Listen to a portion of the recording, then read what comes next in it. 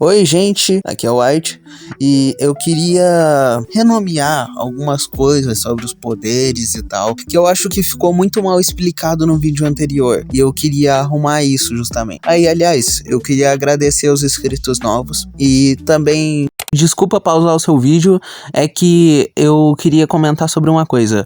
Primeiro, eu queria agradecer uma grande amiga minha por ter divulgado o meu canal no Instagram e aqui tá o Instagram dela. Muito obrigado. E é isso. Aliás, deixem o like, se inscrevam no canal, porque é muito importante mesmo. Obrigado por assistir e tchau. Muito obrigado pelo apoio no último vídeo. Então, esse aí é o sistema de poder. Vamos falar sobre a magia. Basicamente, explicar uma das regras do mundo é que tudo que tem vida tem magia, entendeu? Então, tudo, seres vivos, plantas, tudo tem um pouquinho de magia.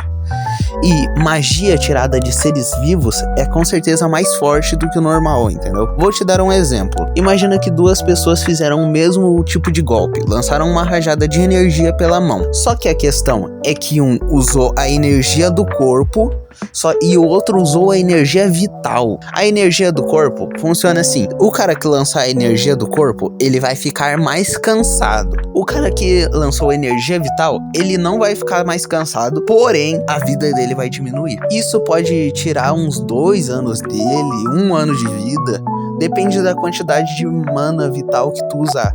Energia vital. Então, é bastante importante magos dessa categoria terem uma boa especialização, porque se eles acabarem se forçando demais, o corpo deles naturalmente vai parar de sugar a energia física e vai começar a sugar a energia vital. Então, magos dessa categoria tem sempre que ter um controle de mana muito bom.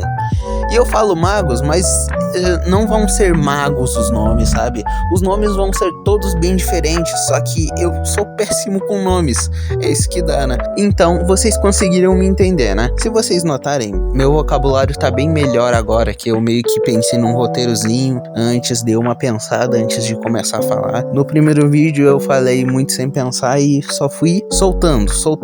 Então, esqueci de dar um detalhe pra vocês. Magos que utilizam da própria vida como energia pra lançar um ataque ou coisa assim, eles dão um ataque muito mais devastador. Tipo, o cara que lançou uma energia do corpo, com certeza não vai lançar uma energia tão poderosa quanto o cara que gastou a própria vida. Também, né? O cara tá desperdiçando anos de vida pra dar um ataque mais forte. Tem que ser muito mais forte. Então, continuando falando sobre magia, magos da categoria ali que é magia, não precisam especificamente ser só dela. Por exemplo, a pessoa pode ser um pouquinho de magia e um pouquinho de alquimia, porque já fazem parte uma da outra. Meio que a magia faz um pouquinho de parte de tudo. A magia também faz parte de todas as outras categorias, porque justamente a magia é onde ela tem mais controle da magia de dentro do seu próprio corpo. E meio que isso é necessário em tudo, né? Para você fazer um selo, como o artista de selos, você precisa controlar bem a magia que tá fluindo pelo seu braço, e aí pro pincel, e aí para o papel. Para um alquimista, você precisa ter a concentração e também o conhecimento dos materiais químicos ou dos minérios que você está usando. Então, agora vamos falar sobre alquimia. Então, você pode criar um clone a partir de gases da atmosfera. Tá? Eu crio uma fumaça e eu moldo essa fumaça para ser o mesmo modelo do meu corpo. Tipo o Morel de Hunter x Hunter. Puta merda, é muita coisa de Hunter x Hunter nisso aí. Não que esse poder exista, eu tô tentando inventar uma habilidade referente a um alquimista. A habilidade do alquimista é dividir tudo meio a meio, sabe? Por exemplo, vou te dar um exemplo. Imagina que eu uso areia. Eu pego os minerais da areia e transformo em uma lâmina e faço uma faca. Entendeu? O alquimista ele pode usar o ambiente e criar coisas a partir disso. É meio difícil de explicar, né? Tá, mas eu acho que o alquimista é bem simples. Criar objetos, coisas e talvez até cópias de pessoas, dependendo da habilidade dele. Mas coisas complexas como seres vivos, isso é um bagulho muito difícil. O cara tem que ser experiente na alquimia. Então, vamos para o próximo, feitiçaria. Feitiçaria, ela é muito interessante. Eu gosto de feitiçaria.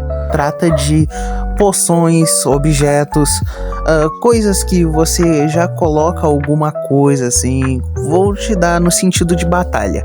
Vamos imaginar no sentido de um feiticeiro que luta, né? Ele vai imbuir as coisas dele com encantos especiais, por exemplo, uma espécie de magia que dá mais sorte, uma magia em alguma luva ou manopla que vai fazer o seu soco sair mais potente, ou vai fazer poções antes da batalha, justamente para se preparar e lutar contra os outros. Então, o feiticeiro, ele não é muito do corpo a corpo. Se alguém pegar ele de surpresa e ele tiver sem o preparo dele, ele é tipo o Batman. Ele sempre vem preparado. Então, quando você luta contra um feiticeiro, pode garantir que ele vai ter uma carta na manga. A técnica para lutar contra um feiticeiro e vencer, porque ao mesmo tempo que são muito fracos, são muito fortes. Porque se tu pegar um feiticeiro bem preparado e que seja bom nos feitiços dele, aí ferrou, entendeu? Aí tu tá na merda, porque daí ele já vai estar com um monte de poções que fazem coisas diferentes. Às vezes o cara pode ter uma poção que estimula a magia que tem na terra, ou seja, as plantas vão crescer mais rápido. Ele tá com essa poção aí, ele joga esse líquido perto dos seus pés e daí começa a crescer as plantas e você fica preso, entendeu?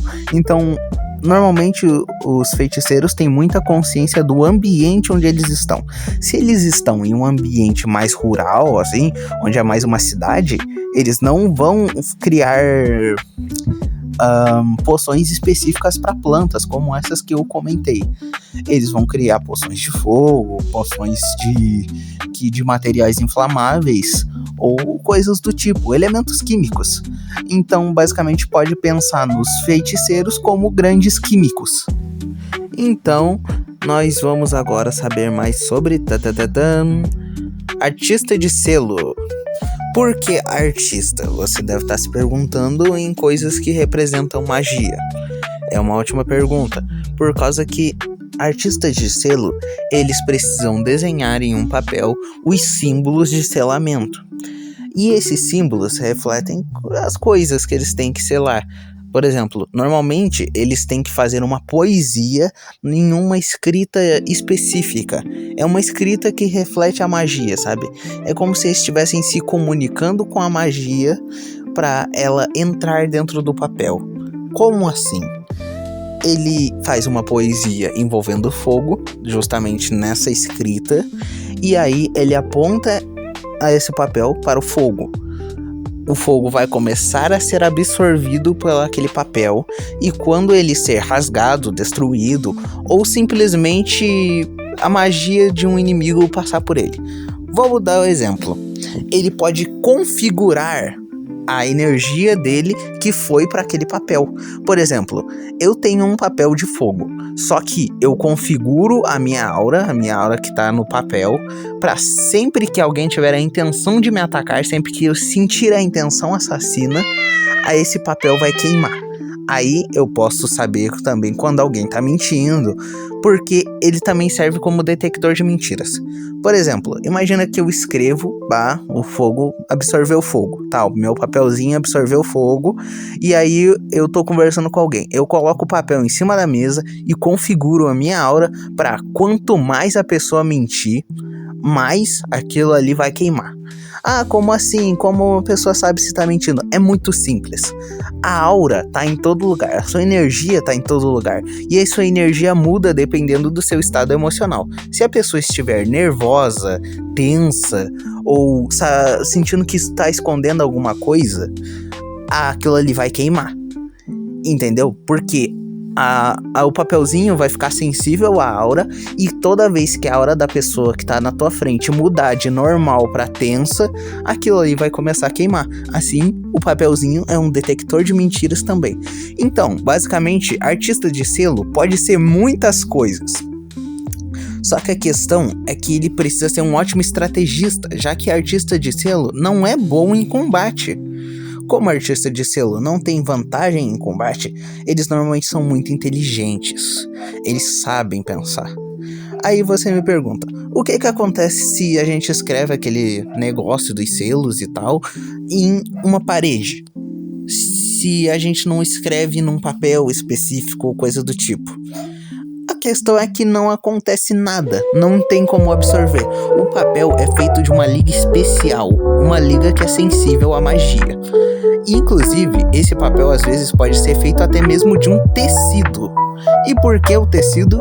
Porque o tecido ele é extremamente útil para a absorção de aura. Então, quando você desenha no tecido, ele pode absorver mais aura e assim você ganha até mais potência. Agora, o papel não vai só queimar, ele vai virar uma chama gigantesca e incandescente, entendeu? Você quer que o seu papel exploda? Agora ele não vai mais ser uma explosão de bombinha assim de São João. Agora ele vai ser uma explosão equivalente a um míssil. E aí você configura do jeito que você quiser. Só que é caro, entendeu? É caro esses papéis, então não costumam ser comprados com tanta frequência, entendeu? Papéis não, os papéis são até a alternativa mais barata. O que eu tô falando que é caro é o tecido especial sensível à aura, entendeu? Isso é um tecido que precisa ser costurado com fios de magia. Justamente porque é uma liga especial sensível à magia. Se qualquer coisinha ele pode acabar rasgando e sendo danificado, e assim o preço dele vai decair. Então tá, bruxaria. Apesar do nome pejorativo, na verdade são estudos das artes das trevas. Basicamente, como a vida está em todo lugar, ou portanto a magia está em todo lugar, já que a magia é vida, existe a magia inversa, que é a magia da morte. É a magia que ela consome tudo e ela destrói tudo. Justamente essa magia é a que está mais presente no mundo. Ela está presente no oxigênio, no ar, em tudo mesmo. Só que o que nos impede de ser afetado pela magia das trevas, ou seja, a magia que está em todo lugar, a magia da morte, é justamente a magia da vida que está no nosso corpo e, portanto, como ela está no nosso corpo, ela impede que a outra magia entre. E quando a gente morre, ou seja, quando a nossa magia, a magia da vida, se esvai do nosso corpo, é aí que a magia da morte adentra no nosso corpo e começa a nos decompor, a nos destruir, entendeu? Pessoas das artes das trevas podem controlar isso às vezes. Como assim? Necromantes. Basicamente, essas pessoas, elas colocam a aura delas e colocam um pouquinho de aura da vida, entendeu? Tipo, eu posso pegar um cadáver, encher ele com aura da morte, ou seja, aura com intenções malignas, e, ao mesmo tempo, colocar aos poucos um pouquinho de aura boa, entendeu? Aura da vida. Isso vai permitir que o cadáver se mova um pouco e vai permitir que eu o controle. Existe a trindade. A trindade da magia é basicamente corpo, mente e alma. É literalmente isso. Corpo, mente e alma. Alma representa a magia. A magia, ela não pode existir sem uma mente. Afinal, você precisa ter controle da sua vida, da sua aura, entendeu? Então, aí se dá a mente. A mente controla a aura. A aura controla o corpo. O corpo não existe sem o pensamento, no caso, a mente. Então, a mente precisa do corpo, o corpo precisa da magia, a magia precisa da mente e assim segue um ciclo. A magia da morte pode ser usada para rituais de possessão ou rituais para conversar com os mortos, descobrirem informações. Por exemplo, você pode puxar uma alma ou resquícios de magia, porque quando uma pessoa morre, ainda existem resquícios da alma, ou seja, resquícios de magia da pessoa no cadáver. Claro que ela não pode estar decomposta demais, né? Senão não tem nenhum resquício de magia. Mas basicamente o que se trata? Você vai puxar a magia da pessoa, o restante da magia do cadáver, pro coração. Depois você vai colocar a sua mana para completar com a mana da pessoa, ou seja, acumular. Então tá, depois que você acumulou, você precisa espalhar essa energia. Aí depois que você usou mais concentração ainda para espalhar essa energia pelo corpo todo, aí sim você começa a puxar a consciência da pessoa a partir da aura dela. Isso é necessário uma grande concentração. E esses estudiosos das artes das trevas nem sempre são ruins, tá? Mas eles mexem bastante com cadáveres. E aí, a próxima magia que a gente vai falar sobre é justamente a magia das trevas, a maldição. Maldições são basicamente a própria magia das trevas. Então, a maldição é basicamente conhecida pelo rancor. Ela vem uma magia diretamente ligada ao lado ruim. Basicamente, quando você faz técnicas mágicas já com intenções malignas, intenções de matar, uma vontade de matar seu inimigo, um ódio, então basicamente isso influencia diretamente na potência da sua magia, que vai ficar muito mais poderosa com o custo de consumir a sua mente. Então, pessoas que normalmente usam maldição muito, assim, tipo, isso é a única magia, assim, toda a magia que elas vão fazer é com raiva, é com ódio, é com vontade de matar, na intenção de matar, elas aos poucos podem ser consumidas pela maldição ou magia maligna, que consome diretamente a alma da pessoa. Já que a nossa aura, ela também reflete a nossa personalidade. Se sua aura tá sempre em constante raiva, em constante estresse, ela assim vai moldar a sua personalidade, entende? E também existe uma questão. A aura, ela reflete a nossa alma reflete nossa aparência física.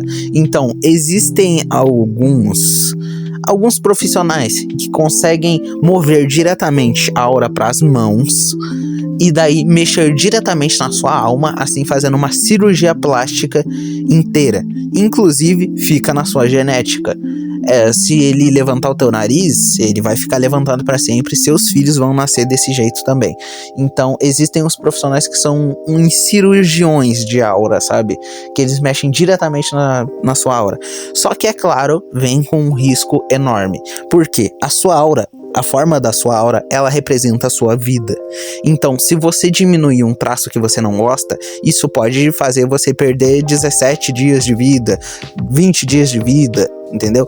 Ao contrário de esticar a sua aura, pode fazer o seu corpo entrar em um colapso. Então, isso é uma coisa extremamente perigosa, e se você só faz, essas pessoas só vão para esses caras que manipulam a aura se elas se odiarem muito, porque tem muito risco nisso. Mas, pelo menos, né, sua linhagem não vai ter aquele problema que você tanto odeia, né? Mas fugir do assunto, não tem nada a ver com maldição esses caras que eu falei. Inclusive eles são da classe de magia pura, aquela lá que eu falei bem no começo. Então tá, falando sobre maldição, basicamente uma coisa bem parecida com um necromante. No caso, a bruxaria. A bruxaria, ela tá bem perto, inclusive, justamente porque os estudantes de artes das trevas são os que mais têm tendência a ficarem amaldiçoados, justamente por terem muito contato com essa magia da morte aí. E eles também têm uma certa fixação pela imortalidade. Então, eles buscam muita imortalidade também. E a maldição, ela é uma condição que pode variar. Você pode usar ela pro bem, no caso, você fazer sempre a sua magia numa intenção boa, e aí você acaba ficando com é chamado de maldição, mas não é bem uma maldição, entende? É mais uma nomenclatura do que uma coisa que realmente acontece. Não existe uma maldição por trás de usar essa classe de magia. Então é mais o seguinte, ela é uma classe extremamente forte, mas que vem com um grande risco. Então, se alguém vê um cara que usa magia da classe maldição, como eu identifico magia da classe maldição? É muito simples. Na minha obra, ela vai ter um tom mais escuro, sabe? E vai refletir diretamente a personalidade da pessoa. Por exemplo, um tom amarelado, um tom forte de amarelo, enquanto é um tom forte de amarelo meio escuro, sabe? Como se fosse um amarelo ferrugem, sabe? Então, aí ela vai refletir isso e vocês vão poder olhar e já pensar, já tenho uma ideia de quem essa pessoa é dessa classe aqui. Então vai ter esse negócio. E eu espero que vocês tenham gostado. Deixe seu like, seu comentário aí. Só para caso alguém tenha a pergunta. Por que a maldição é perto da feitiçaria? Porque justamente a feitiçaria também está ligada a estudo de artes das trevas. Por quê? Feiticeiros precisam de ingredientes para suas poções. E às vezes esses ingredientes são dente de cadáver, pedaço de fígado, entendeu? E pedaço de fígado apodrecido. Então, às vezes, eles lidam com cadáveres justamente para fazer poções específicas ligadas à morte. Como assim? Eles querem fazer uma poção para uma planta específica crescer. Só que essa planta, ela já tá morta, ela tá encoberta por energia da morte. Então, você precisa de um pouquinho de energia da morte, energia da vida, e depois aí você vai recuperando essa planta aos poucos, entendeu? Mas isso é só um exemplo, já que eles também fazem isso, né? Porque às vezes eles precisam de plantas e essas plantas estão mortas, aí eles pegam as mudinhas, trazem de volta à vida, e aí eles começam a criar aquela planta porque ela dá um ingrediente que eles usam, eles gostam ou eles precisam. Então, gente, aqui é o final do vídeo. Muito obrigado por assistir, muito obrigado mesmo. Deixe seu like, se inscreva e deixe seu comentário. Eu quero saber o que você achou desse vídeo. E até mais, meus lindos. Beijos.